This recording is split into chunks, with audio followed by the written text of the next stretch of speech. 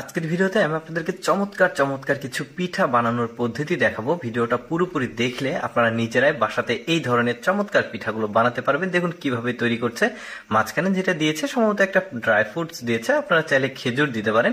বেশ চমৎকার, দেখুন স্পুন ব্যবহার করেছে, চারিদিক দিয়ে নকশা করছে, কি দারুণ লাগছে। এরকম অনেকগুলো পিঠা বানানো দেখাবো আপনাদেরকে, আপনারা বাসায় চেষ্টা করলে কিন্তু বানাতে পারবেন। এই যে হয়ে গেছে, দেখুন কি চমৎকার লাগছে। তারপরে এই পিঠাটা দেখুন কিভাবে বানাচ্ছে, গোল গোল করে নিয়েছে।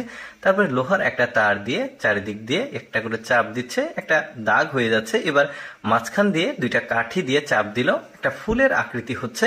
এবার একটু চাপ দিয়ে পাতার মতো করেছে, দেখুন এটা হয়ে গেছে। তারপরে দেখুন ভুট্টা ব্যবহার করেছে, গাটাকে গোল করে নিয়েছে, তারপরে ভুট্টা দিয়ে চাপ দিয়ে নকশাটা করে নিল। এবার পাটি যেভাবে বোনায় ঠিক ওইভাবে সেলাইয়ের মতো করে দেখুন এক প্রান্ত জোড়ে দিল, তারপরে অপর প্রান্তটা এভাবে বেলন দিয়ে চাপ দিয়ে এবার একটা চাকু ব্যবহার করেছে।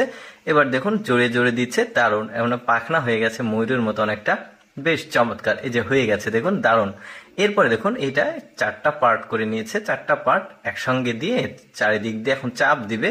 দেওয়ার পর এই যে দেখুন চাপ দিয়ে একটা নকশা তৈরি হয়ে গেল। এখন ওই মাঝখান দিয়ে আরেকটা করে চাপ দিবে, দেখুন কি চমৎকার আকৃতি চলে আসছে। ওই যে বললাম, আপনারা যদি একটু মনোযোগ সহকারে দেখেন তাহলে বাসায় নিজেরাই কিন্তু তৈরি করতে পারবেন। তারপরে স্পুন ব্যবহার করেছে, এখন চাপ দিলে পাতা হয়ে যাচ্ছে। এরপরে দেখুন এটাও বেশ চমৎকার, এটাও ভুট্টা ব্যবহার করেছে, ভুট্টার যে নকশা সেটা নিয়ে আসলো পুরোটাই। এবার দুই প্রান্ত দিয়ে জুড়েছে, এবার চাকু দিয়ে মাঝখানে একটু কেটে কেটে দেওয়ার মতো করে ভাঁজ করে নকশা করেছে, দুইটা কাঠি ব্যবহার করেছে। এবার মাঝখান দিয়ে চাপ দিয়ে দেখুন কি চমৎকার ডিজাইন।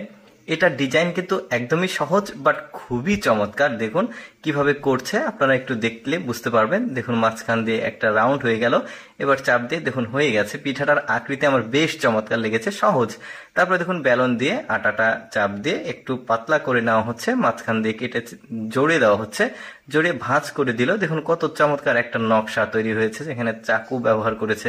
এই যে দেখুন ঘুরিয়ে দিল, কি দারুণ আকৃতির পিঠাগুলোর। এই যে ফ্রুটস গুলো ব্যবহার করেছে, আপনারা চাইলে এখানে ওই যে খেজুর ব্যবহার করতে পারবেন। এই যে চারটা পার্ট নিয়েছে, চারটা কি তিনটা হবে, মাঝখান দিয়ে কাঠি দিয়ে দেখুন ভাঁজ করে।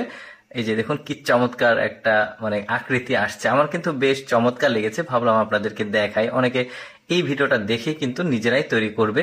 এই যে দেখুন এটা কিভাবে করছে। এটা আবার চিরুনি ব্যবহার করেছে, বেশ চমৎকার নকশা আসছে কিন্তু চিরুনি দিয়ে। চিরুনি আবার ব্যবহার করা চিরুনি কিন্তু না, এটা নতুন চিরুনি।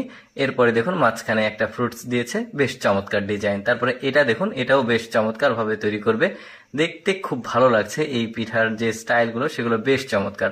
দর্শক, আমি সবসময় চেষ্টা করি আপনাদের জন্য নিত্য নতুন কিছু উপস্থাপন করতে। এরকম ভিডিও দেখতে ভালো লাগলে আমাদের পেজটি ফলো রাখুন।